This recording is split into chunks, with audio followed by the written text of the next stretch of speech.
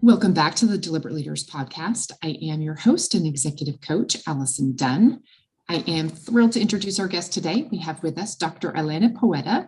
She is an executive communications coach, speaker, TEDx organizer, and university professor. She conducts courses, trainings, workshops on effective communication and business presentations internationally. She is a TEDx speaker and has played a big role in the organization of the TEDx and TEDxWomen conferences in Poland for the last 8 years. She's also a marathon runner and a mother of 2 daughters. Her clients are among KPMG, Bosch, Deloitte, and Goldman Sachs. Dr. Elena, thank you so much for being here with us today. Thank you so much for inviting me. It's a pleasure. Outstanding. I love to kick these off with a deliberate conversation. So my question is, what would be your number one leadership tip for our listeners today? Number one leadership tip. I would have so many tips on leadership. I think that the most important one would be to focus on others, not just to think about yourself, but to focus on the people, on your team, on whom you want to lead. Okay, fantastic. Thank you very much for that. So you are a TEDx speaker. What is your TEDx speaker topic on? I'm just curious, just to kind of share with our audience what your area has been. Yeah, so I've been organizing TEDx events for the last 8 years, and all the time people would ask me, so when are you going to speak? When is your TED Talk? And all the time I was saying that, I don't have this big idea to share from the stage. So I was always this behind the scenes person. I was coaching others. I was giving them the stage time. But last year, I decided to speak myself, and I gave a speech, which is called What Can We Learn from Global Startups? It is based on my book about born global entrepreneurs, and it says about the qualities of international entrepreneurs and what can we learn from them. Fantastic. So that was your idea worth spreading. I love that. You mentioned that you've coached others. So I guess, one of the things that I'm always curious about is what do you need to do to be able to achieve the opportunity to get an invite to be a TEDx speaker? So first thing that TEDx organizers are looking for is an interesting idea. So this is what TED events are all about. So we are not looking for speakers, even if those speakers are amazing, international speakers, professional speakers. This is not what we are looking for. So we are getting a lot of applications saying that with CVs, with descriptions and bios of speakers. And this is not something that we're interested in, even if this is the most amazing speaker in the world. We're looking for ideas. So if you have an idea that is interesting, that is new and relevant for the local audience with whom you want to share this idea, then we would consider this idea for the TED stage. Fantastic. In the evaluation of the idea, like trying to curate an event, what are some of the best ideas that you've seen come forward? And is there a particular area of focus? I guess it depends on the community where the events are organized. Usually when we start organizing an event, and this is the same all over the world, the organizing team would start by choosing the topics that are relevant and interesting and important for the local community right now. So, for example, currently in Poland, we have a big refugee crisis because we have a war going on in Ukraine. And this topic would currently be one of the top topics that we would want to cover. So how to help refugees, how to help in a smart way, what can we actually do to support those people. So, and I think that in every community, all over the world, those topics would be different depending on the current state of affairs in the country, in the city. And when we have this list of topics, we start looking for people who could share those ideas. And at the same time, we have people applying for the event from the outside, so not from our let's say inner suggestion list from what was curated by our team, but completely new ideas from the outside. And sometimes we choose those ideas as well because they are amazing and something absolutely new and groundbreaking. So I think that the best ideas that we usually curate on the stage, this is something that was not shared before, and something that not necessarily shared by professional speakers. So as an example, I could mention a very young lady who was speaking on my stage 2 years ago. She was just 18 years old when she was standing on the stage.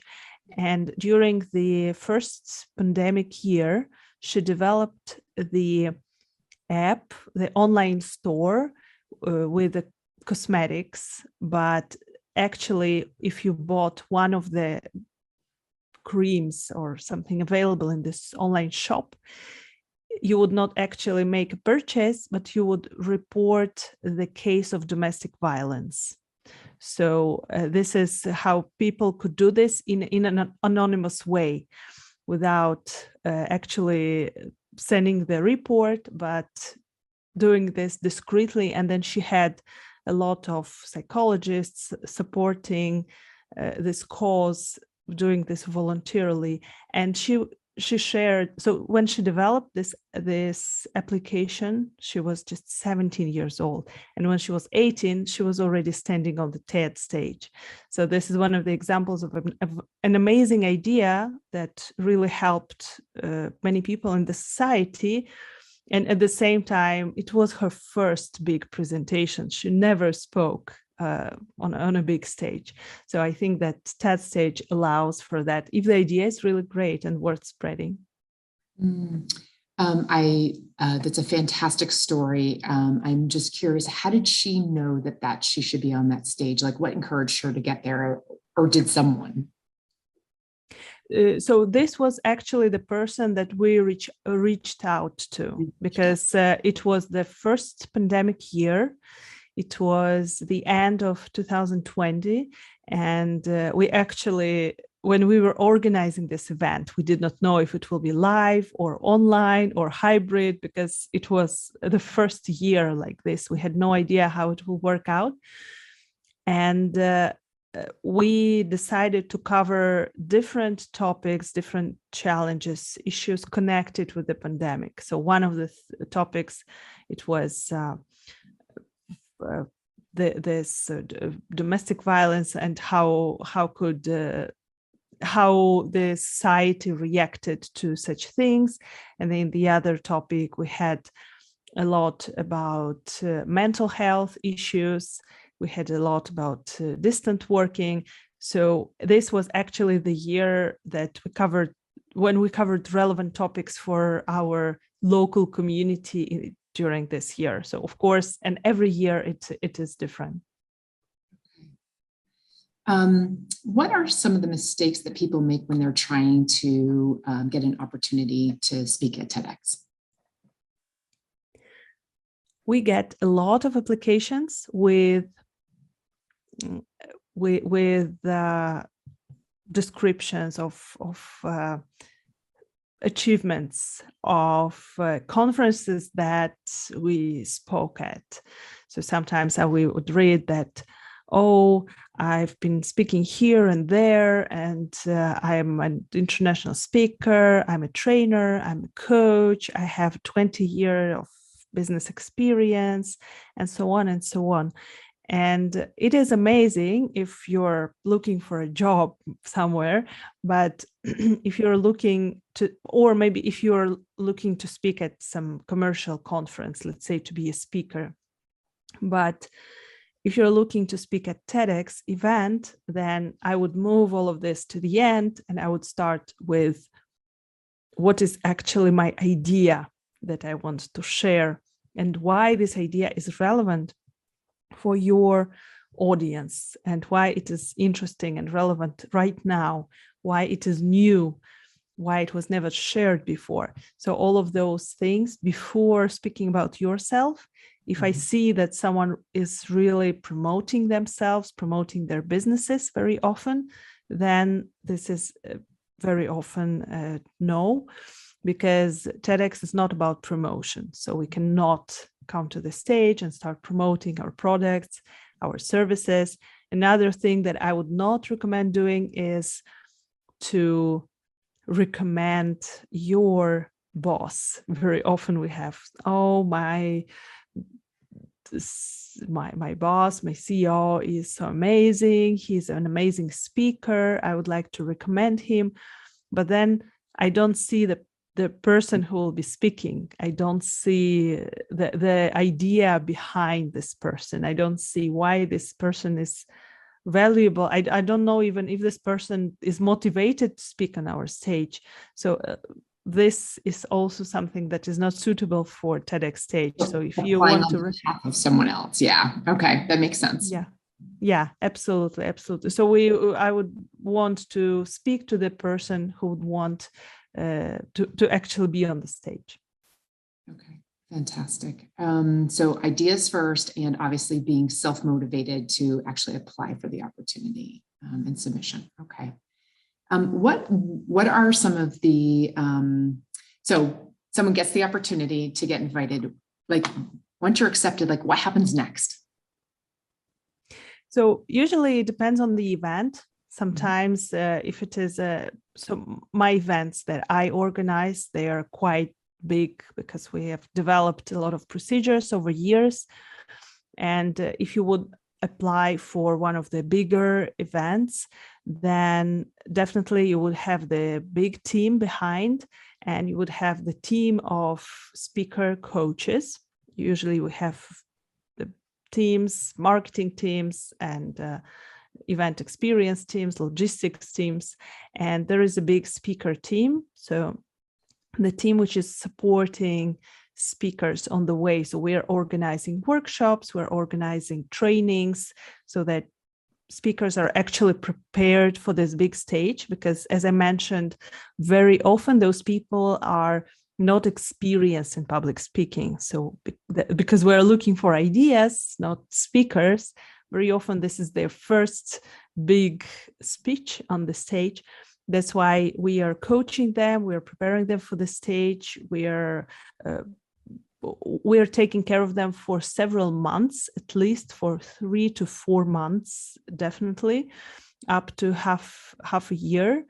We're making sure that the speech is stage ready, but also before even applying for the event, another thing that you can do is also to work with a coach to help someone to prepare this idea of a speech and the speech to be accepted. And then when you are accepted, very often the event would take over and they would also take care of you, so that when you're on stage, you're absolutely sure that it will be a success. That's fantastic that you provide that support for people to kind of express their ideas. I'm just curious because I don't think I understand like the full, like if someone set this as a goal, what should they expect? So I feel like it's like at least a half a year commitment, correct? And is there a monetary commitment to be able to be on a TEDx stage? No. TEDx and TED events, they are all nonprofit events. So you don't pay to be a speaker, and also events never pay to speakers. And as you probably know, there are a lot of very well-known people who were on TED stages, and no one can get paid. So this is a non-profit event. Of course, if you hire a coach, and it will be your individual wish to work with someone experienced who knows how to craft the speech, how to craft the application for TEDx event, then this would be your like personal decision. But according to TED rules, there is no financial commitment, because TED events, they are nonprofit and they're based on sponsors and partners support. Fantastic. All right. I knew that, but I just wanted to put it out there in case someone's listening to the episode and it's one of their goals to understand that. Elena, you are a TEDx, you are a TEDx coach. So you coach people through their speaking. And could you share what are the essential tips for storytelling in your TEDx, and or like how do you apply that concept to business?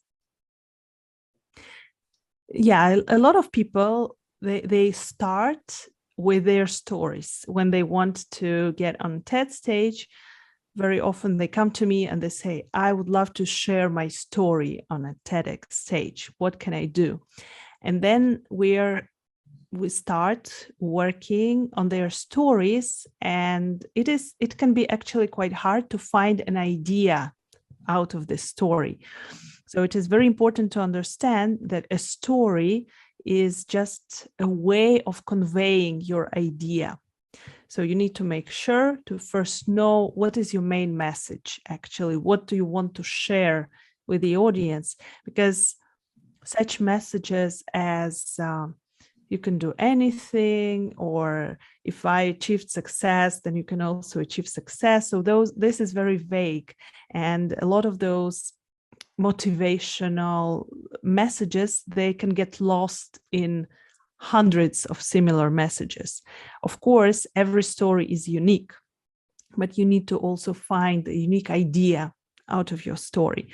So this is definitely what I would recommend, to first start with your main message, what you want to actually achieve through this story, and then use your story as one of the ways to convey your idea.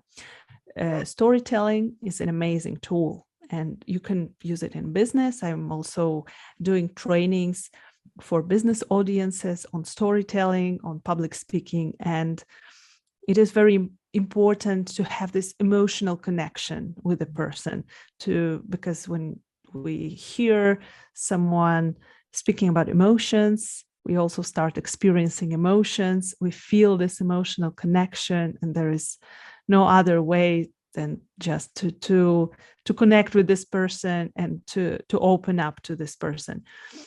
But still, we need to understand that in our audiences, we have different people.